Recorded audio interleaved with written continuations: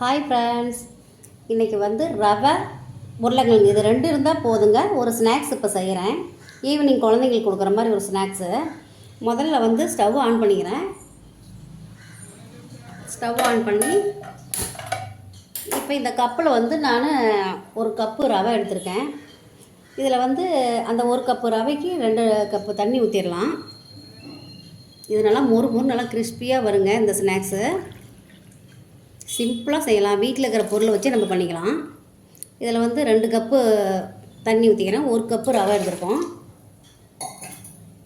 பாருங்கள், தண்ணி நல்லா சூடு ஏறணும். இப்போ இந்த தண்ணியிலே நான் ஜீரகம் 1 ஸ்பூன் போட்டுக்கிறேன்ப்பா.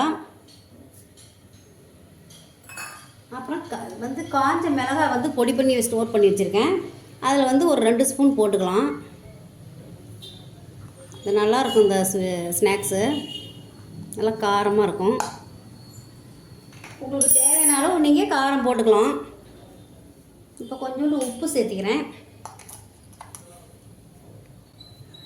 உப்பு கம்மியாக போட்டுக்குங்க, உங்களுக்கு தேவையான அளவு போட்டுக்குங்க.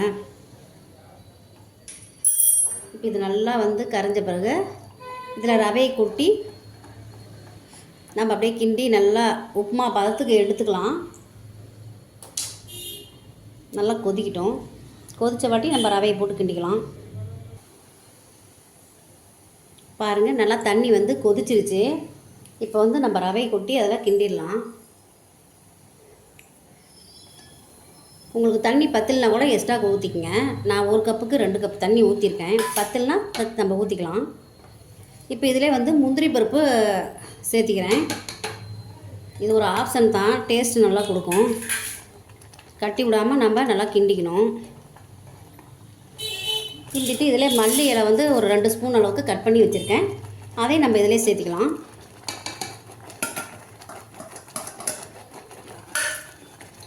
கொஞ்சம் எண்ணெய் விட்டுக்கலாம். அதுலேயே கொஞ்சம் எண்ணெய் விட்டோம்னா நல்லா கொஞ்சம் சுரண்டு வரும்.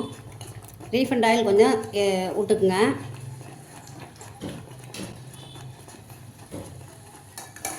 இது நல்லா கொஞ்சம் வேகணும்.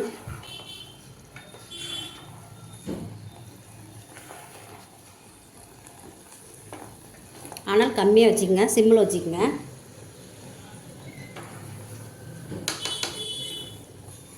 இது ஒரு ஈஸியான ஒரு ஸ்நாக்ஸ் தான்.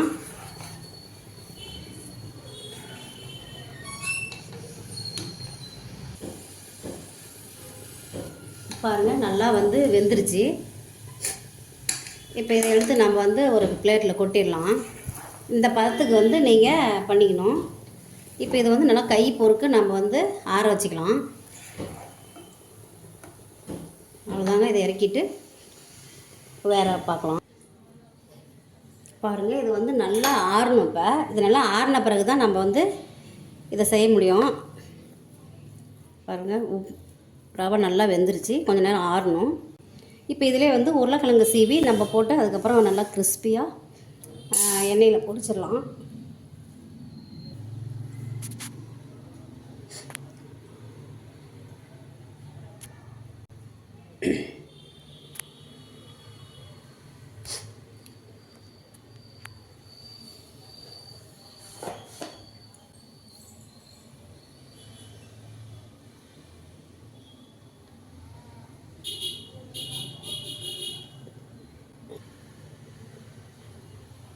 பாருங்கள், 2 உருளைக்கிழங்கு நல்லா வேக வச்சு எடுத்துருக்கேன். இப்போ இதை நல்லா நம்ம சீவிக்கலாம். சீவி அந்த இதிலே போட்டுக்கலாம். நம்ம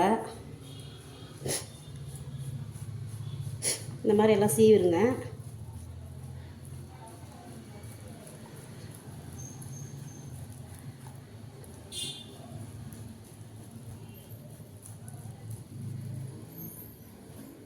எல்லாமே இது மாதிரி சீவிருங்க. பாருங்கள், உருளைக்கிழங்கு நல்லா சீவியாச்சு.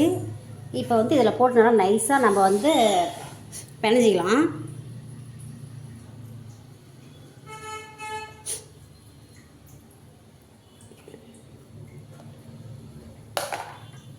கொஞ்சம் எண்ணெய் நம்ம கையில் விட்டுக்கலாம். கையில் ஒட்டாத அளவுக்கு இப்படி நல்லா நம்ம தடவிட்டு இப்போ நல்லா பிணைஞ்சிக்கலாம். கை பொறுக்கிற அளவுக்கு வந்து நமக்கு சூடு இருந்தால் போதுங்க. நல்லா சூடாகவே இருக்குது. நல்லா மிக்ஸ் பண்ணி இதை அப்படியே நம்ம எண்ணெயில் பொரிக்கிற வேலை தாங்க. நல்லா காஞ்ச மிளகாய் நல்லா நம்ம பொடி பண்ணிக்கணும். இல்லை மிளகாத்தூள் கூட நம்ம போட்டுக்கலாம். அதோட இது கொஞ்சம் டேஸ்ட்டாக இருக்கும். நம்ம நல்லா கரகரன்னு விட்டு மிக்சிலேயே இதை கொஞ்சம் ஸ்டோர் பண்ணிட்டோம்னா எல்லா இதுக்கும் நம்ம போட்டுக்கலாம். பாருங்கள், இன்னும் நல்லா ஆறணும். நான் நல்லா அதை வந்து மிக்ஸ் பண்ணிடுறேன்.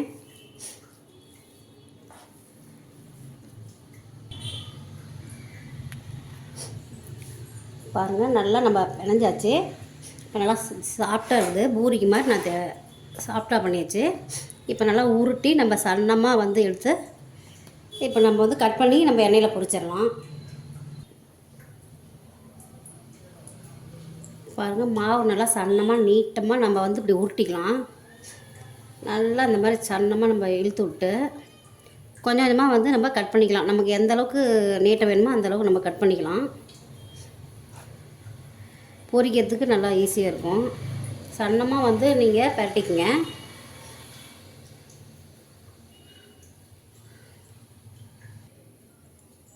பாருங்கள், இந்த மாதிரி தேய்ச்சிக்கங்க. கொஞ்சம் கொஞ்சமாக அப்படி கட் பண்ணிக்கங்க. இதை மாதிரி நம்ம கட் பண்ணி இதை எண்ணெயில் நம்ம வந்து பொரிச்சிடலாம்.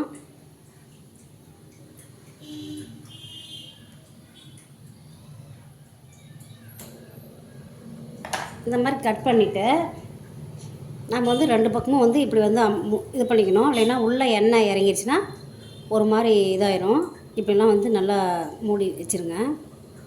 இதே மாதிரி எல்லாமே நம்ம சேஃபாக பண்ணிவிட்டு அப்புறமா பொரிக்கலாம். இப்படி பண்ணிடணும்.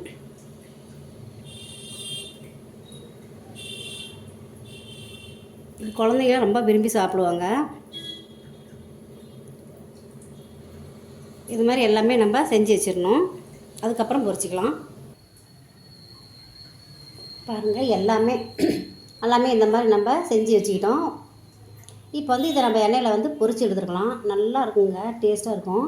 இப்போ இதை பொரித்து பார்க்கலாம் எப்படி இதுன்னு. பாருங்கள், எண்ணெய் நல்லா காஞ்சிருச்சு. இப்போ வந்து நம்ம எண்ணெயில் பொரிச்சிக்கலாம். ரெண்டு பக்கம் நல்லா இந்த மாதிரி டிப் பண்ணி இந்த நல்லா அழுத்தி விட்டு இப்படி எண்ணெயில் போடலாம். கொஞ்சம் ஆனால் கம்மி பண்ணிக்கங்க.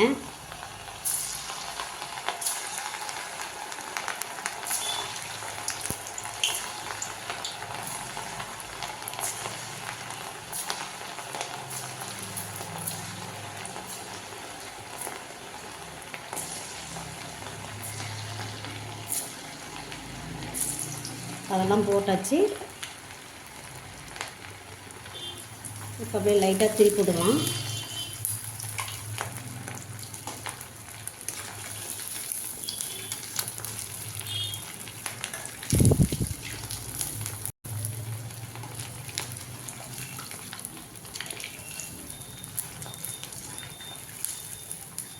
ஒன்றோட ஒன்று ஒட்டாத அளவுக்கு எடுத்துக்குங்க.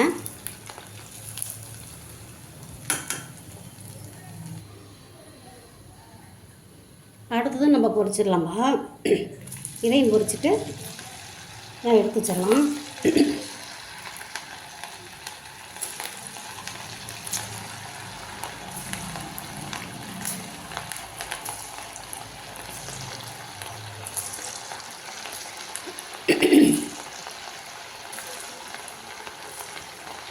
நல்லா கிறிஸ்பியாக வந்துடும், மொறுமொறுன்னு.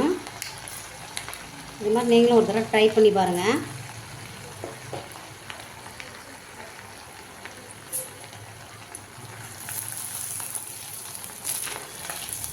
ஒன்றோட ஒன்று ஒட்டக்கூடாது. பாருங்கள், ரெடி ஆயிடுச்சு. ஒரு ஸ்நாக்ஸ் வந்து ரெடி ஆயிடுச்சு. உருளைக்கிழங்கும் நம்மளுக்கு ரவையும் இருந்தால் போதுங்க. இதில் ஒரு ஸ்நாக்ஸ் நம்ம செஞ்சிடலாம். பாருங்கள், நல்லா கிறிஸ்பியாக வந்திருக்கு. சூப்பராக இருக்குது பாருங்கள். சாஃப்டாகவும் இருக்குது. இப்போ வந்து இதை நம்ம தனியாக சாப்பிட்னாலும் சாப்பிட்லாம். இல்லைன்னா வந்து தக்காளி சாஸில் வந்து நம்ம தொட்டு கூட சாப்பிட்லாம். நல்லா சூப்பராக இருக்குங்க. இது மாதிரி நீங்களும் செஞ்சு பாருங்கள், பிடிக்கும் உங்களுக்கு. பிடிச்சிருந்தால் லைக் பண்ணுங்கள், ஷேர் பண்ணுங்கள், சப்ஸ்கிரைபர் பண்ணுங்கள். தேங்க்யூ.